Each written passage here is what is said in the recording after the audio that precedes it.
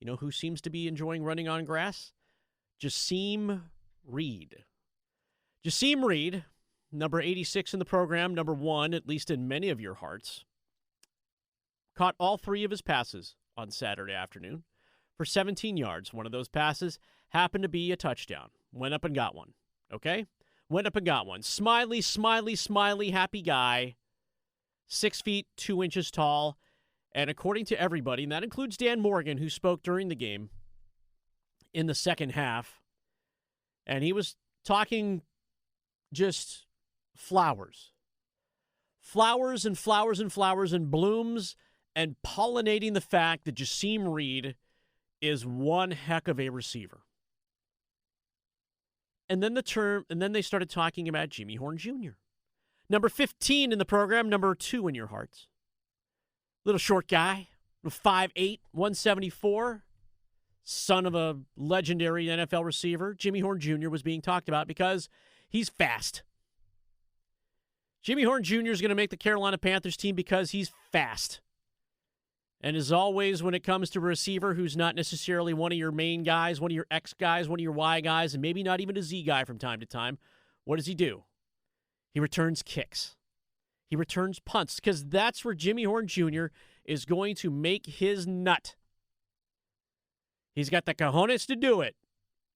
Take the impacts, bounce off dudes. I love jet sweeps, but they're trying to get him involved. And how they're getting him involved is speaking his name out loud as much as possible.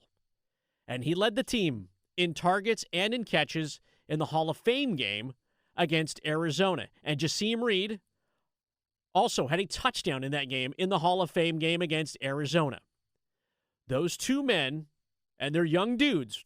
They're young dudes. Jimmy Horn's 23 years old, folks. He'll be 24 as the season starts when he is in a Carolina Panthers uniform for the regular season. He will make the 53. Jasim Reed, I think he's going to make it too, because they talk about him so much that they will not be able to hide him anywhere.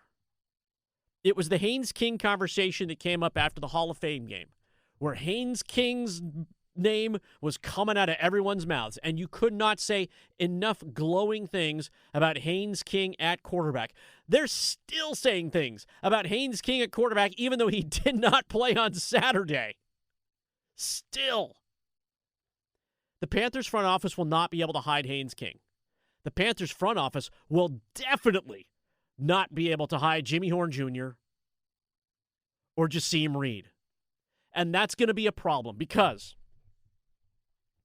and this is going to be a problem, probably a good problem to have. Probably more for Panthers faithful than anybody else on the planet. You're going to look at this roster and you're going to see one of your favorites leave this team. And it's not crazy to say that too out loud. Because when you think about it, they've got too much invested in Xavier Legette to let him go anywhere.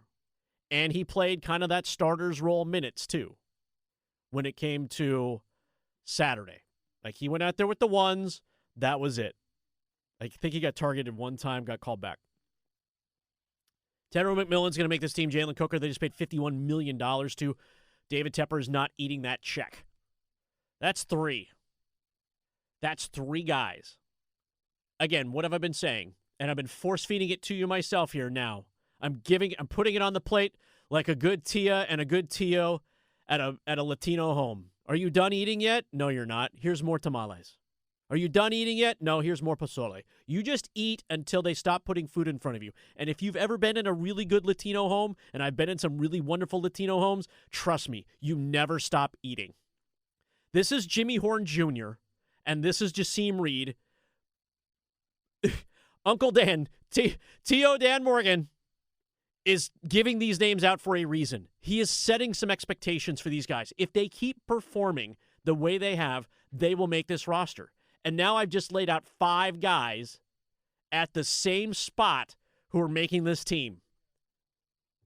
Chris Brazel's hurt. He won't make the team this year. He's just going to sit on injured reserve all season long. Great news for a guy like Jasim Reed. But you're going to hear a couple of names that are now fighting for spots, and you're not going to be really comfortable with it. You're not. Bryce Young may not get to have his best friend John Mechie III out there. It may not be a thing for him. But he had a reception against the Bills of 9 yards, and it happened to be a touchdown.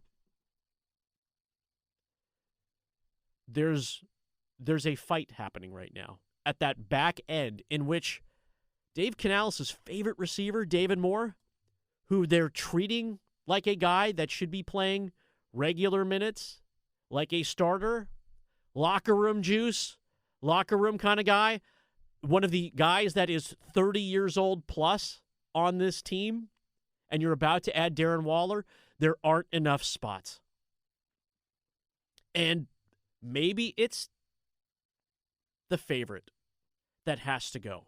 Maybe it's Bryson Tremaine, who they talk about being a smart player and can do a lot of things, but they don't talk about him as lovingly as they do Jasim Reed and Jimmy Horn Jr. Those guys were loved up. Chocolates, roses, nobody was swiping on them like a Tinder rejection. It was all love. And so I think for fans, it's going to be interesting to see if they were actually, maybe they weren't even your favorites. Maybe it won't even be that hard to say goodbye. As Boys to Men sang. It won't be that difficult to say goodbye to yesterday because you'll thank them for what they did to get you to this point.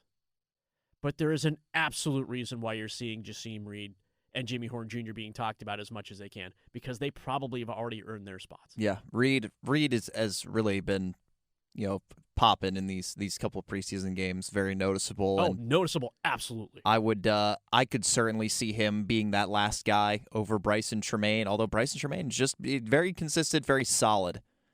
So yeah, I don't know who else you would be able to swap out in favor of him. It seems like, although David Moore's impact, he didn't really have any in terms of actual impact during the season last year, but we know how Dave Canales feels about him and talks about him. Vitamin D, Demo.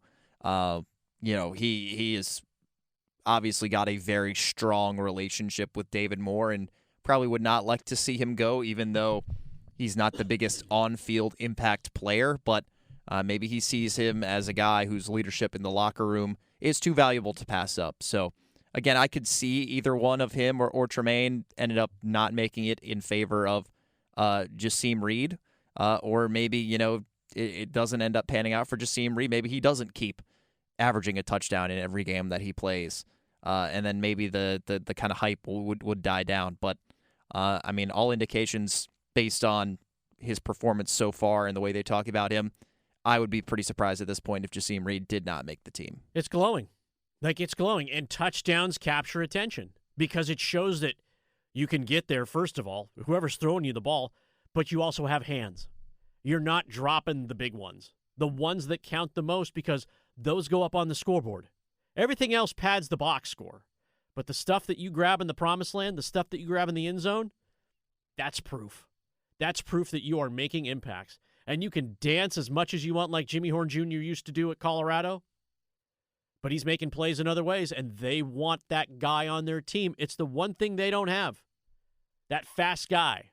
Jimmy Horn Jr. is never going to be a Devin Hester, but Jimmy Horn Jr. could be a Jimmy Horn Jr., and they'll keep talking about him until he stops being that guy. All right, next game for the Panthers is Friday night. It's a little shorter of a week, at least, because at least we're starting on a Monday here when it comes to our programs, even though we were here on Saturday and Sunday, let's be honest. We're always available to you. Game will be on our family station, Mix 101.5. Panthers are at Jacksonville. They only have one home game this year in the preseason. It is not this Friday.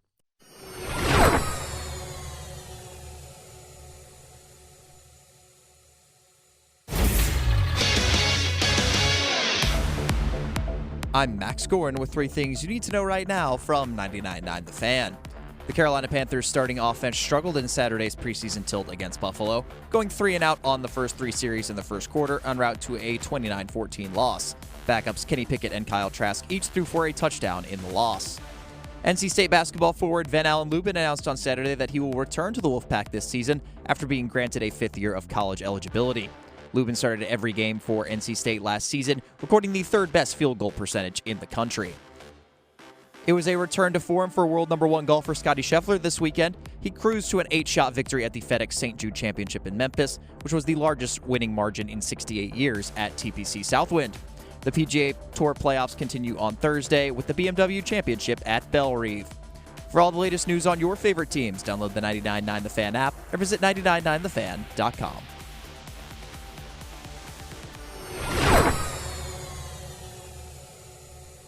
Imagine a world where the Carolina Hurricanes had to do exactly what the Ottawa Senators had to do in the offseason, where Sebastian Aho said, I want to go play with the other Sebastian Aho, and I wish to have a trade, and you're going to trade me.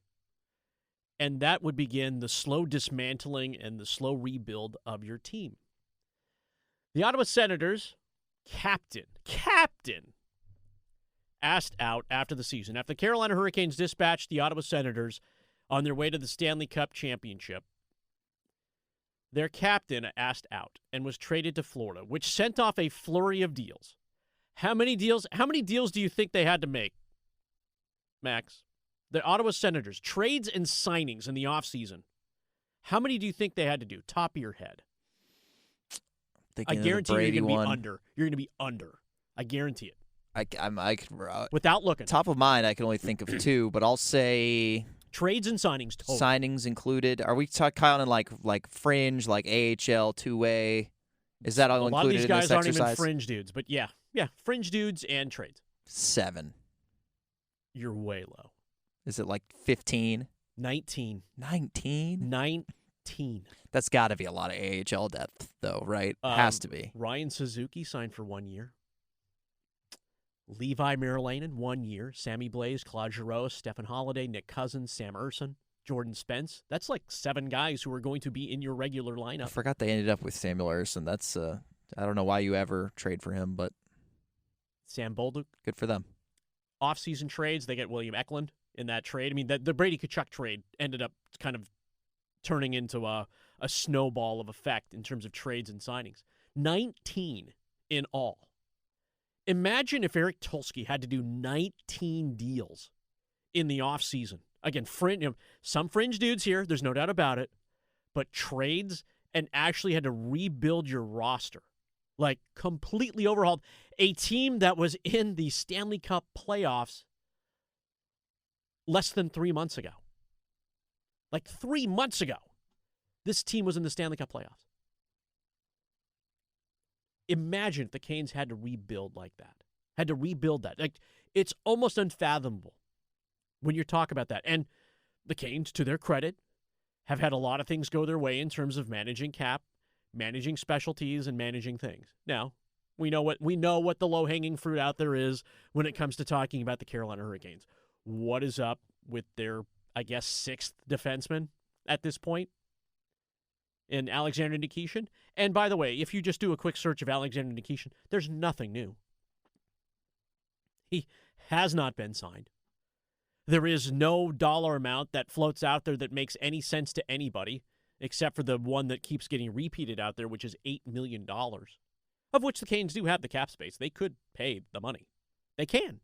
Like, there's nothing holding them back except pride and checkbook management. That's it. That's the only thing that holds them back from signing. There's no cap restriction that they have to make right now. They don't have to trade anybody.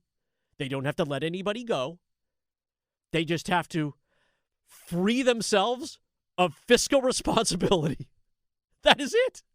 There's air and opportunity, right? That's all there is. It's the one thing that they don't have. They do not have to deal with what the Ottawa Senators did with in the offseason. In a team that everybody's like, yeah, we're doing great. We're a super team, and they had to rip them down to the studs. Rip it down to the studs. By the way, did you go to the Canes garage sale over the weekend? The big garage sale? No, I can never contend with those the crowds. They get there early, man. I'm not that dedicated. There were several hundred in line like an hour before the thing opened, like to the season ticket holders, let alone to the general public. And I know Chip Alexander was there, Ice Chip on X. You can follow him, a regular guest with Adam Gold during the afternoons during the hockey season. He was there, took a lot of pictures. They had pucks, celebratory whatnot, and sticks. And, here's the deal. Like, I have a house. I know a lot of Canes fans, you've got your own little caves of wonder, like Aladdin, with your frame pictures and pucks from games you've gone to. And remember when there were ticket stubs? Like, there used to be ticket stubs. Like, you've got your ticket stubs, and now it's all digital, which kind of sucks. I'm like, I'd like a good keepsake. I have a handful of ticket stubs in a box at my house from, like, cool concerts and sporting events that I've gone to, but you can't do that anymore.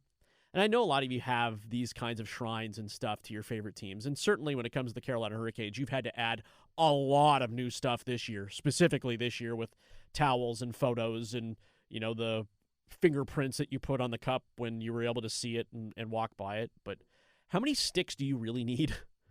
Like, I saw people walking out with several, like, hockey sticks. And I don't know if that's, again, you spend the money the way you want to spend your money. Yeah. It is, but I'm like, if you're reselling that stuff, I'm like, really? No, because that's pro stock gear, and I actually think they'd people sell that use stuff it, for right? like a decent price. Yeah. At that, like, I would use a Seth Jarvis stick. Sure. Yeah, you play. I'm like, that's good stuff. Warm up gear and skates and stuff. Game worn pucks.